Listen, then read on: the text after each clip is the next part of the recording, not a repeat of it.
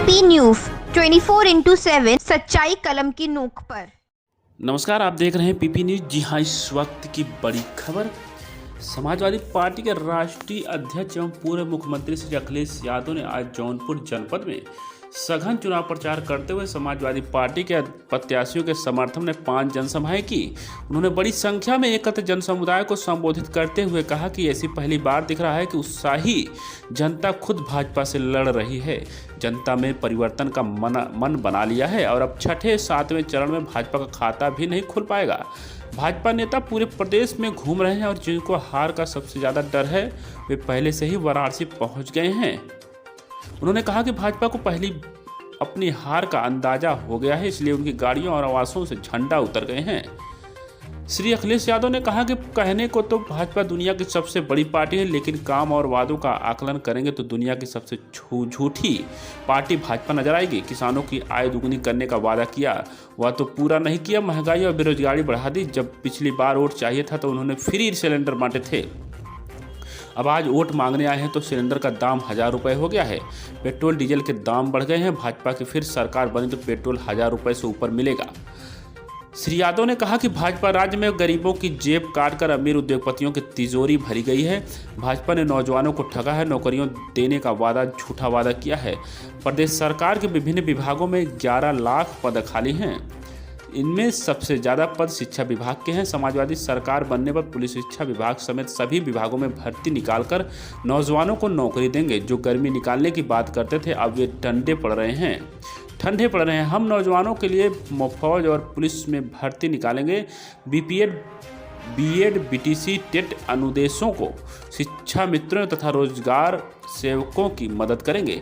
श्री यादव ने कहा कि भाजपा सरकार ने गरीबों, पिछड़ों, दलितों का हक छीना है। समाजवादी सरकार बनने पर 3 महीने में जाति जनगणना कराकर सभी जातियों को उनका हक और सम्मान देंगे। भाजपा जातियों को आपस में लड़ाती है लेकिन हक और सम्मान नहीं देती है। श्री अखिलेश यादव ने कहा कि 3 काले कृषि कानून लाकर भाजपा ने किसानों की जमीन और फसल को छीनने की साजिश रची गई। किसानों ने आंदोलन के बल पर भाजपा सरकार को झुकने पर मजबूर कर दिया। किसान आंदोलन में 700 से ज़्यादा किसान शहीद हुए। इसी तरह से भाजपा सरकार ने नौकरी मांग रहे नौजवानों पर लाठियां बरसाई। भाजपा सरकार में किसानों को समय पर खाद नहीं मिल पाई। किसान की खाद की बोरी से 5 किलो खाद की चोरी हो गई। श्री यादव ने कहा कि समाजवादी सरकार में महाविद्यालयों और विश्वविद्यालयों में नौजवानों के लिए रोजगार के नए कोर्स शुरू कराएंगे। आईटी के क्षेत्र में 22 लाख युवाओं को नौकरी और रोजगार दिया जाएगा। किसानों को सिंचाई मुक्त होगी। घरेलू बिजली 300 यूनिट फ्री होगी। फसलों की खरीद एमएसपी पर होगी। मंडियां बनाई जाएंगी। छात्रों को लैपटॉप दिया जाएगा। श्री यादव ने कहा कि जौनपुर में मेडिकल कॉलेज समाजवादी सरकार ने दिया था और फिर समाजवादी सरकार आएगी तो ऐसा मेडिकल कॉलेज बनाया जाएगा जिसमें यहाँ के गरीबों को निःशुल्क इलाज यहीं पर मिल जाएगा या बाहर इलाज के लिए नहीं जाना पड़ेगा। श्री अखिलेश यादव ने याद दिलाया कि कोरोना काल में बीमारी लोगों को ना इलाज मिलना, ना दवाई, अस्पतालों में बेड और ऑक्सीजन तक नहीं मिली। तमाम लोगों की सांसें थम गई। लॉकडाउन के दौर में हजारों गरीब मजदूर पैदल चलकर आए, उनकी कोई मदद सरकार ने नहीं की। कुछ तो अपने घरों तक पहुंचने से पहले ही रास्ते में अपने प्राण गंवा बैठे। भाजपा सरकार ने तब आंखें मूंद ली थी, समाजवादी पार्टी के कार्यकर्ताओं ने ही उनकी मदद की। श्री अखिलेश यादव ने कहा कि 102 और 108 नंबर एम्बुलेंस सेवा समाजवादी सरकार ने मरीजों और गरीबों की मदद के लिए शुरू की थी। समाजवादी सरकार उनकी संख्या दुगनी करेगी। अपराध नियंत्रण के लिए यूपी डायल 100 सेवा शुरू की थी, उसका नंबर 112 बदलकर भाजपा सरकार ने उसे बर्बाद कर दिया। 3 साल में बच्चों की पढ़ाई चौपट हो गई। भाजपा ने उनकी सुध नहीं ली। ऑनलाइन पढ़ाई में तब समाजवादी सरकार में बांटे गए लैपटॉप काम आए। भाजपा सरकार ने लैपटॉप या स्मार्टफोन नहीं बांटे। श्री यादव ने कहा कि 5 वर्ष तक भाजपा ने जनता के साथ धोखा किया है। इस चुनाव में भाजपा धुआं हो जाएगी। आइए देखिए जौनपुर से ब्यूरो रिपोर्ट।